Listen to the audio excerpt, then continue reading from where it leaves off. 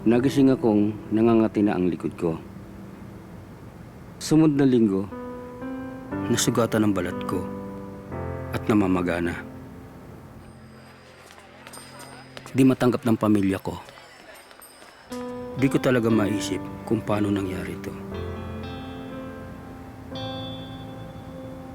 Kala ko matatanggal ko pa.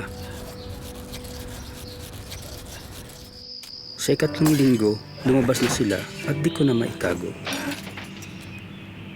Pero tuloy pa rin dapat ang buhay. Sabi nila, ang nagdidepend sa tao ay ang pagbangon pagkatapos mabigo. Pero di ako babangon. Ako ay lilipad.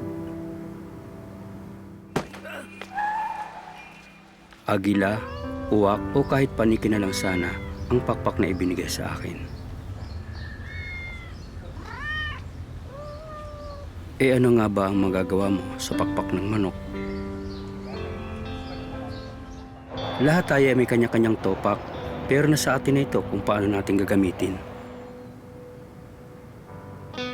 May trabahong parakit-rakit lang. Meron ding bagay sa iyo, pero hindi mo kaya. Pero siguradong meron talagang swak na swak para sa iyo. Kung may swak na trabaho, siguradong may swak ding tao. Naniniwala ba kayo sa love at first sight?